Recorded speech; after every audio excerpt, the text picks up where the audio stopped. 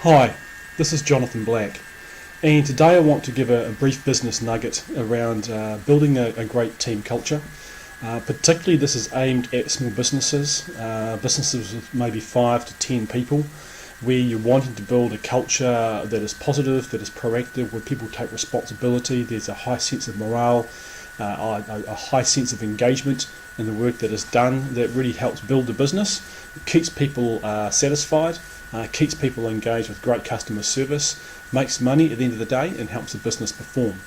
This can be really difficult to do for a small business in the sense that the business owner is often a very inherent technical part of the business, often in a very hands-on kind of way. Some of the senior leaders, senior managers often are too. And so having a formal cultural change or cultural development program from a team point of view can be very difficult to do. Often we are very, very reactive. Things can evolve over a period of time, but there are some key pointers that I'd recommend for a small business leader if they want to look at, hey, what do I need to do on a day-to-day and week-to-week basis that really assists my team develop a culture that I want them to develop. And a couple of key pointers I'd recommend for leaders, key habits. Number one, and these are in no particular order, is to always reinforce to our team members why what they do is important, how what they do is linked into the jobs that others tend to have, how what they do is linked into what the customer wants, how what they do is linked into where the company has come from and where the company is going.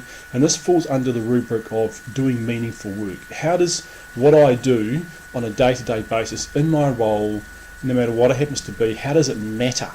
And that's really, really important. We all need to and want to psychologically engage in work that matters in some particular way.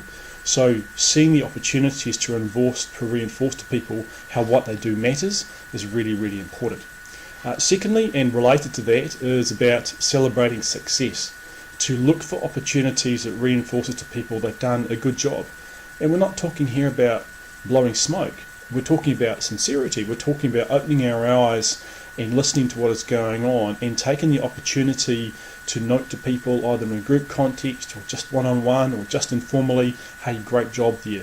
I like the way you did that. This kind of pro-social rewarding, particularly if it is semi-regular and consistent, really encourages what we call pro-social behaviour. In other words, if you're looking for behaviour that's positive, then identify those behaviours that are exemplars of that and reinforce the occurrence of those.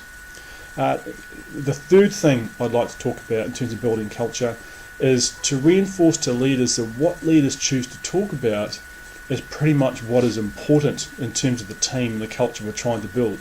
So where the leader's energy goes, that often determines what's important to those who are watching what is going on. And when it comes to leaders, it's really important to recognise that people don't listen so much to what we say, they watch what we do. They watch how we discipline someone, they watch how we give feedback, they watch how we give praise, they watch who we speak to, who we don't speak to, how it's different between individuals, and these things become very, very symbolic.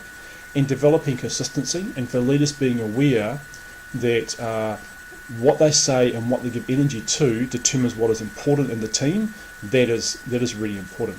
The fourth tip and the final tip I'll give very quickly is about empowerment.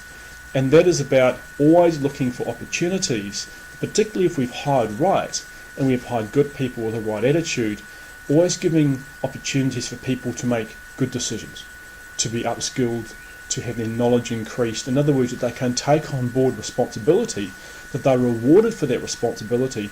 And often what people are looking for from a reward point of view is simply recognition and acknowledgement, tapping into more intrinsic kind of motivators. The more empowered people feel, the more in control they feel.